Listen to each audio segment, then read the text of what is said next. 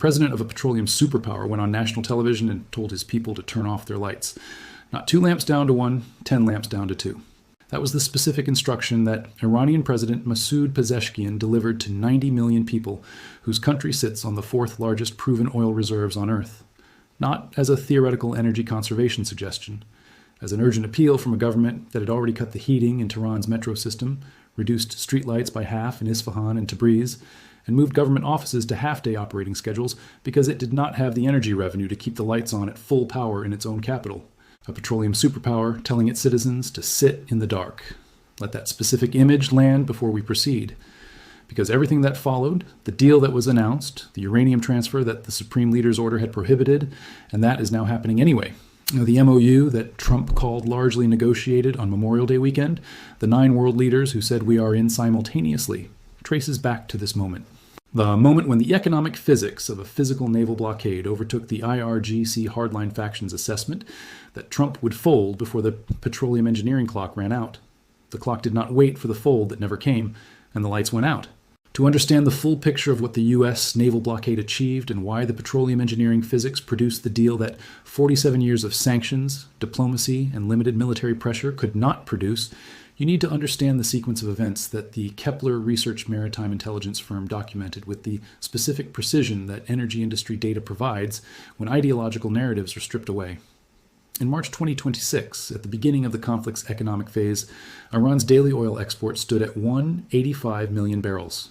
That number represents the specific flow of revenue that kept the IRGC's proxy network funded, kept Hezbollah's payroll current, kept the Houthi drone stockpile replenished, kept the Iraqi militia commanders receiving the operational funding that makes proxy warfare possible, and kept the Islamic Republic's domestic subsidy system functioning at the level that bought the social peace that the January massacre's aftermath required.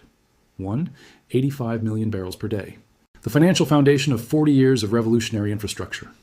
2 weeks after the blockade began in earnest, following Operation Epic Fury's opening phase, that number crashed to 567,000 barrels per day. A 70% reduction in oil export volume, achieved not through sanctions packages that can be evaded through ship-to-ship transfers in the Strait of Malacca, not through diplomatic pressure that Iran's resistance economy mythology had been specifically designed to absorb, but through physical enforcement that no AIS transponder manipulation and no flag of convenience registry and no shell company ownership structure can defeat when United States Marines are fast roping from helicopters onto the decks of vessels that are trying to move Iranian crude to Asian buyers. 567,000 barrels per day in 2 weeks, 70% gone. The financial arithmetic is the specific calculation that produced Pezeshkian's television address, the Supreme National Security Council's emergency meeting, the leaked assessment that sounds more like a surrender document than a security briefing, and ultimately the deal's announcement.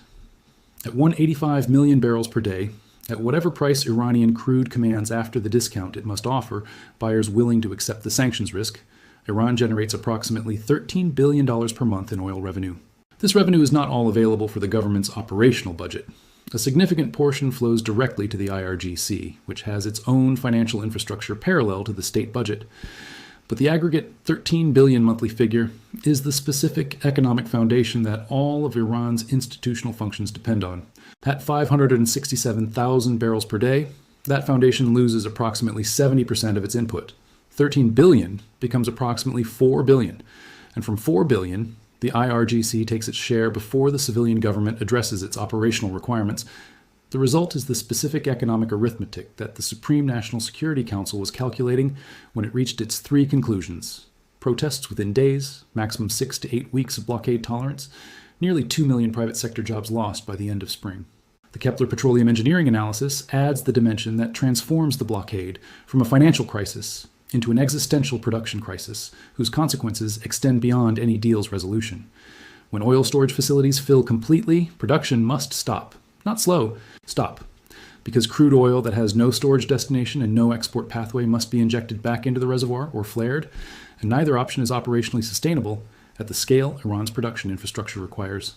The storage capacity that Iran possesses, including the extraordinary measure of pressing decommissioned ships into service as floating storage tanks, the Sentinel-2 satellite imagery showing rusting vessels that have not been seaworthy for years, now connected to shore infrastructure with oil being pumped into their rotting hulls, was estimated to reach exhaustion within 12 to 22 days. Of the point when the Kepler analysis was conducted, But the storage crisis is not even the most consequential element of the petroleum engineering arithmetic. When oil wells are shut in, meaning production is stopped without the controlled depletion protocols that petroleum engineering requires for reservoir pressure management, a significant fraction of those wells cannot return to their previous production capacity when they are restarted. The specific geological and engineering mechanisms of reservoir pressure loss, of formation damage from improper shut-in procedures, of water invasion into oil zones that previously maintained pressure boundaries, produce what petroleum engineers call irreversible production loss. Kepler's analysis estimated the permanent production loss from the blockade at between 300,000 and 500,000 barrels per day, permanently, not reducible by investment or technology or the passage of time. The wells cannot produce what they previously produced because the reservoir conditions that enabled that production cannot be restored. The blockade was not just reducing Iran's current revenue, it was amputating Iran's future production capacity. The regime was losing not just today's 13 billion monthly, but a permanent fraction of the production capacity that tomorrow's revenue would have required. U.S. Treasury Secretary Scott Bessent described this trajectory with the specific directness that the situation warranted when he made his statement in late April 2026, Iran's oil pumping capacity will soon collapse. And then the prediction that was the most humiliating conceivable for a government whose revolutionary identity is built around its petroleum wealth, a gasoline shortage in Iran itself, a country sitting on the fourth largest oil reserves on earth, telling its citizens that gasoline supplies may become limited because the blockade has severed the refinery supply chain that keeps domestic fuel production operational, even as crude oil sits in rotting ships along the southern coast, a petroleum superpower whose citizens may be lining up for gasoline. Now, understand what the IRGC's strategic planning failed to account for when Vahidi and his inner circle made the assessment that Trump would fold before the economic clock ran out. The Iran-Iraq War comparison is the specific historical reference that the resistance economy mythology is built on. 8 years of the most brutal conventional warfare of the 20th century, sustained against a better-equipped adversary with Gulf Arab financial support, did not produce Iranian capitulation. Decades of U.S. sanctions did not produce Iranian capitulation. The JCPOA negotiations did not eliminate Iran's nuclear program, but managed it through temporary caps that preserved the infrastructure. The resistance economy mythology is real, in the specific sense that Iran has survived pressures that the regime's opponents expected to be decisive and were not. But the 2026 blockade is categorically different from everything that preceded it in one specific dimension. It is physical. Sanctions create economic pressure through financial system exclusion, technology transfer restrictions, and market access limitations. Sanctioned entities respond by finding alternative financial pathways, substitute technology sources, and less accessible markets. The Iranian shadow fleet's ship-to-ship transfer operations in the waters off Malaysia and Indonesia, the labeling of Iranian crude as Malaysian crude in Chinese customs records, producing the 3 million barrel per day discrepancy between reported and actual flows, the shell company ownership structures that disguised Iranian tanker ownership under flags of convenience, all of these are the sophisticated institutional response to sanctions pressure that the resistance economy mythology accurately describes. A blockade stops the ship. The AIS transponder that is switched off to defeat satellite tracking of a sanctioned vessel produces no protection against a U.S. Navy destroyer whose radar detects the vessel's physical presence, regardless of its electronic silence. The flag of convenience that insulates a vessel from sanctions liability provides no protection against Marines boarding it under international maritime law's right of visit when there is reasonable suspicion of sanctions violations. The shell company ownership structure that obscures Iranian government control provides no protection against the U.S. intelligence community's tracking of the financial flows that connect the shell company to its beneficial owners. The U.S. Navy's boarding of the MV Blue Star III, a Comoros-flagged vessel halted in the Gulf of Oman, executed by Marines from the 31st Marine Expeditionary Unit, fast roping from helicopters onto its deck, conducted a thorough search and released the vessel when the voyage plan showed no stop at an Iranian port. The release is the specific legal message that distinguishes the blockade's enforcement from simple piracy. The vessel was stopped under the right of visit. It was searched.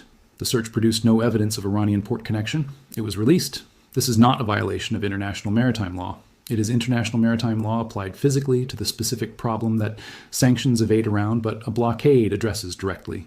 The Comoros-flagged MV Blue Star III was released. The sanctioned MV Tuska was seized. The MV Tiffany was logged and stopped. The MV Majestic X was seized. The distinction between released and seized is the evidentiary distinction that the search produces, which means every vessel approaching Iran's waters knows that its voyage plan, its cargo documents, and its physical presence on board will be examined by United States Marines. and that examination determines whether the vessel completes its mission or becomes a seized asset. The insurance industry's response to this enforcement regime is the specific market mechanism that multiplies the blockade's effectiveness beyond what the Navy's vessels alone could achieve. Insurance companies canceled all transport policies along the Hormuz transit line for Iran-linked cargoes. The principal owners of the tanker fleet struck Iran routes off their lists. Asian buyers who had been receiving Iranian crude through the Shadow Fleet's elaborate evasion architecture pulled out of the Iranian oil supply side simultaneously, because the moment the U.S. Navy demonstrated that boarding a tanker in the Gulf of Oman was not a hypothetical risk, but an almost routine operational occurrence, the risk premium required to ensure a vessel transiting to or from an Iranian port became effectively infinite.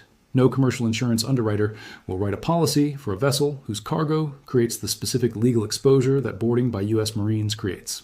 The insurance exclusion multiplies the blockade's enforcement beyond the Navy's capacity by making the vessels themselves unavailable before they reach the enforcement perimeter.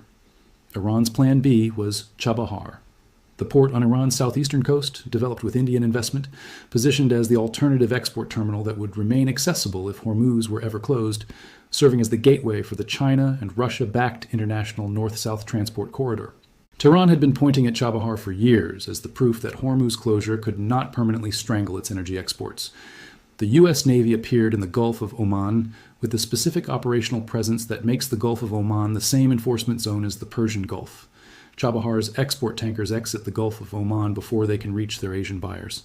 The Gulf of Oman is where the 31st Marine Expeditionary Unit boarded the Blue Star III. It is where the MV Tuska was seized. It is where AWACS aircraft and Sentinel-2 satellites track every vessel regardless of its AIS status. Chabahar went from Plan B to a graveyard. 20-plus tankers that had moved to Chabahar's berths to load cargoes for Asian buyers sat motionless because the exit route through the Gulf of Oman is the same enforcement zone as Hormuz. The vessels that loaded could not sail because sailing committed them to the boarding risk that the insurance exclusion already made financially unacceptable. India's response to Chabahar's transformation into a trapped tanker graveyard was the specific partner defection that stripped the port's strategic narrative of the last credibility it retained. India shelved its Chabahar investment and signed a new contract with the UAE's Fujairah line.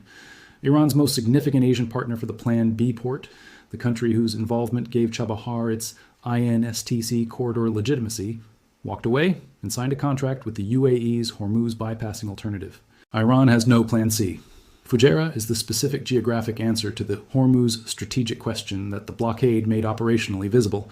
The UAE's Habshan-Fujairah pipeline, 380 kilometers connecting the interior oil fields to the Gulf of Oman without passing through the Strait of Hormuz, was carrying approximately 9 million barrels per day by May 2026, having surged 57% in export volume since March, when the blockade's economic consequences began redirecting global energy flows away from Hormuz-dependent routes. The UAE exited OPEC on May 1, 2026. The exit's energy market implication is the long-range weapon that the UAE is deploying against the specific element of Iranian leverage that the blockade's short-range enforcement cannot address, the future price environment. OPEC's production quota system works by restricting member production below market clearing levels, maintaining the supply deficit that keeps oil prices elevated. A higher oil price benefits every producer, including Iran, by raising the per-barrel revenue on whatever oil Iran can export through whatever channels remain accessible despite the blockade. The UAE's exit from OPEC removes the UAE's 5 million barrel per day production target once the conflict stabilizes and the production infrastructure is operational from OPEC's coordinated restriction framework. Those 5 million barrels flowing to market without quota restriction add supply that suppresses the price. OPEC's share of global supply control has already dropped from 30% to 26% as a consequence of the blockade's disruption and the UAE exits announcement. For Iran, this produces the two-front loss that the energy analysis describes. The blockade is reducing export volume. The UAE OPEC exit is reducing per-barrel price. Iran is losing both simultaneously. The total revenue impact compounds. Fewer barrels at lower prices produces a collapse in total oil revenue that no combination of shadow fleet evasion and discount pricing can address because the physical enforcement prevents the shadow fleet from moving, and the market surplus suppresses the discount price floor simultaneously. Now understand the domestic social dimension that the energy collapse is producing and why the Supreme National Security Council's leaked assessment describing unrest as inevitable in its timing rather than uncertain in its occurrence is the most honest institutional document the Iranian security apparatus has produced in 47 years. the Islamic Republic's social contract was always transactional rather than ideological for the majority of its population. The ideological commitment to revolutionary Islam that drove the 1979 uprising was real for its participants, but the population of 90 million people who are living under its consequences in 2026 includes multiple generations who did not choose the revolution and whose relationship with the state is mediated by the specific practical question of whether the state provides sufficient economic stability and public services to make the costs of living under it acceptable. The blockade's economic pressure is removing the material foundation of that transactional social contract. The rial plunging to 1, 8 million against the dollar, inflation exceeding 40% annually, lines for bread, meat, and milk in a country that was exporting agricultural goods before the sanctions regime accumulated, imported medicine prices up 60%, in a country whose population includes the elderly and the chronically ill, who require imported pharmaceutical supply chains. The streetlights turned off by half in Isfahan and Tabriz, the Tehran metro heating cut, government offices on half-day schedules, the president telling people to turn off 8 of their 10 lamps. These are the specific material conditions that produce the social anger the SNSC is documenting, not political opposition in the abstract, not ideological objection to the revolutionary government's theological foundations. Material suffering experienced daily, measured in the specific currencies of food lines and medicine costs and cold metro cars and dark streets and the president's humiliating instruction to sit in the dark. The January massacre killed 12,000 people and bought the regime weeks of street silence at the cost of the specific moral catastrophe that 12,000 deaths produces. The silence was purchased with this specific psychological calculation that the cost of protest is death, and that economic suffering has not yet exceeded the cost of confronting armed men with orders to shoot. The SNSC's assessment that economic pressure is already a primary trigger for renewed protests is the institutional acknowledgement that the calculation is approaching the threshold where economic suffering exceeds the psychological cost of confronting armed men. Not there yet, necessarily, but approaching. And every additional week of blockade moves the population further along the specific spectrum from suffering that is endurable to suffering that feels less dangerous to resist than to absorb. The proxy network's simultaneous financial collapse is the specific dimension that reduces Iran's deterrent capacity at exactly the moment when internal pressure is increasing. 40 years of investment in Hezbollah, the Houthis, the Iraqi militias, the various Syria-based proxy forces produced the regional deterrence architecture whose maintenance required approximately $4 to $6 billion annually from Iranian oil revenues flowing through IRGC channels. The blockade has clogged that channel. In Lebanon, Hezbollah has reached the point of being unable to pay salaries. Not reduced, unable.